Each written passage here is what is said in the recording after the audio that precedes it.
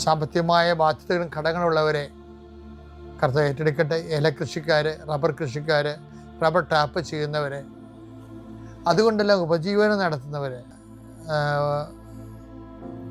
ഉൽപ്പന്നങ്ങൾ, കാർഷിക ഉൽപ്പന്നങ്ങൾ വിറ്റുമാറാതിരിക്കുന്നവർ, അത് വിറ്റുമാറിയില്ലെങ്കിൽ ജീവിത കാര്യങ്ങൾ നിറവേറാതെ തടസ്സപ്പെട്ട് കിടക്കുന്നവരെ ഈശോ നാമത്തെ ആശീർവദിക്കുന്നു.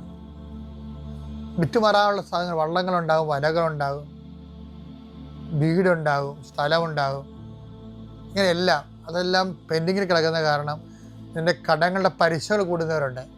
കർത്താവേ, ഞാൻ അവരെ കൃപാസ്ഥാനത്താരെ ജീവനോടെ പ്രത്യക്ഷപ്പെട്ട മാതാവിൻ്റെ പ്രത്യക്ഷീകരണത്തിൻ്റെ ആ അടിസ്ഥാനത്തിൽ യേശുവിൻ്റെ നാമത്തിൽ ഞാൻ മക്കളെ ആശീർവദിക്കുന്നു. തടസ്സമുള്ള മക്കളെ കർത്താവിൻ്റെ നാമത്തിൽ ഞാൻ സാക്ഷ്യം പറയാനുള്ള അനുഭവം കിട്ടാൻ വേണ്ടി ഈശോ നാമത്തിൽ ആശീർവദിക്കുന്നു. പിതാപുത്രനും പരിശുദ്ധാത്മാവിനെ നീക്കുവാമേ. എൻ്റെ പ്രിയപ്പെട്ടവരെ, കേരള സഭാ ചരിത്രത്തിലെ രസകരമായ ചില അധ്യായങ്ങളുണ്ട്.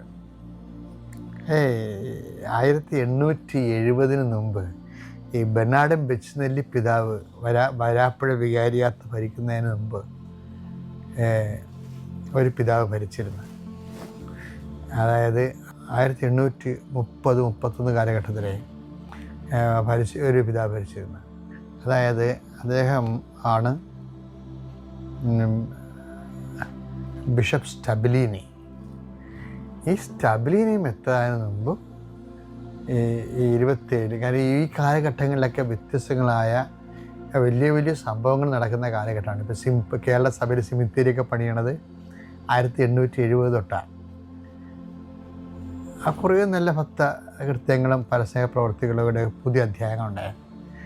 ഇനി ഞാൻ ആ ഭാഗങ്ങളൊക്കെ വായിച്ചുകൊണ്ട സമയത്തെ പെട്ടെന്ന് ഒരു പിതാവിൻ്റെ പേര് ഞാൻ മറന്നുപോയി. അതായത് ഒരു പിതാവ് എൻ്റെ കാലത്ത് നമ്മളെ